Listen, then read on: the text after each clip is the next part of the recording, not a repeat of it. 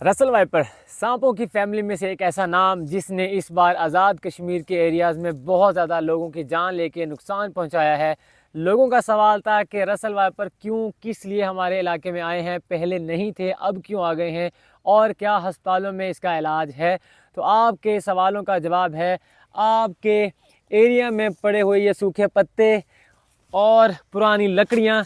ये देखें ये सांप किस तरह से यहाँ पे कैमाफ्लॉज हुआ पड़ा है। आपको पत्तों के अंदर से नज़र ही नहीं आएगा कि इन पत्तों के नीचे मौत छुपी बैठी है। उम्मीद है आपको नज़र आ रहा हो। ये देखें ये है रसल वाइपर किस तरह से छुपा बैठा है इन पत्तों में।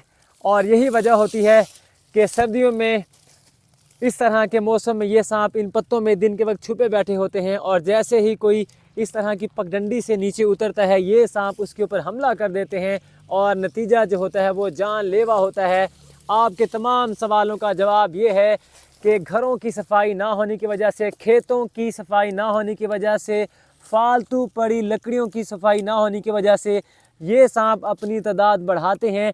एक रसल वाइपर फीमेल सांप जो होती है 40 से लेके 120-25 तक सांप भी दे सकती है। और ये सर्दियां जो हैं इन सांपों का मेटिंग सीज़न जो है शुरू करती हैं। मतलब सर्दियों में रसल वाइपर का मेटिंग सीज़न शुरू होता है और इसीलिए आप बहुत आसानी के साथ इन सांपों को मौका देते हैं अपनी तादाद बढ़ाने का। रसल वाइपर दुनिया का, ये देखें कितने बड़े दांत हैं इसके और इसने अपना जहर निकाल दिया है।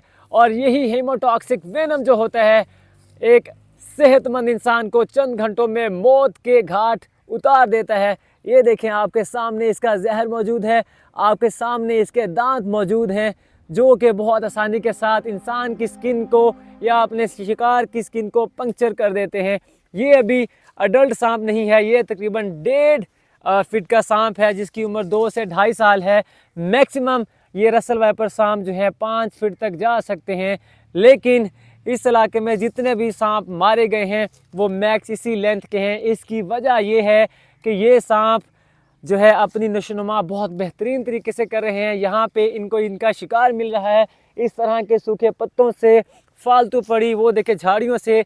यहाँ पे हर खेत में आपको सूखी लकड़ियाँ नज़र आएंगी और यही वजह है कि ये सांप दिन के वक्त उस तरह के सूखे पत्तों में, लकड़ियों में रहना पसंद करते हैं और जैसे ही रात होती है तो ये सांप जो है एक्टिव हो जाते हैं हमला करने के लिए। और इस तरह से ये सांप इस इलाके में अपनी तादाद जो है बहुत तेज़ी के साथ बढ़ा रहे हैं। तो अगर आपने इन सांपों से अपनी जान छुड़वानी है, जान बचानी है तो सफाई करनी पड़ेगी। आप देखें किस तरह से ये सांप जो है इन पत्तों में छुप जाएगा और कैमाफ्लॉज हो जाएगा। ये देखें किस तरह से ये सांप जा रहा है और आपको नज़र आएगा ही नहीं क्योंकि हमारे दिलों में खौफ फैला हुआ है, डर फैला हुआ है और यही डर जो है इन सांपों की तादाद को बढ़ाने में मदद दे रहा है। ये देखिएगा, मैं चाह रहा हूँ कि आपको छुपता हुआ नजर आए पत्तों में।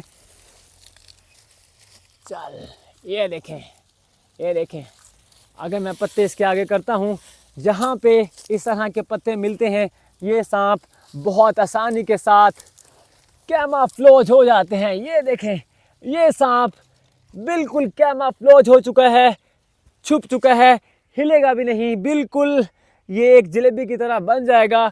और जैसे ही कोई इस तरह से पत्ता हिलाएगा तो ये सांप उसके ऊपर हमला कर लेगा। तो इस सांप से बचना है, सफाई आपको करनी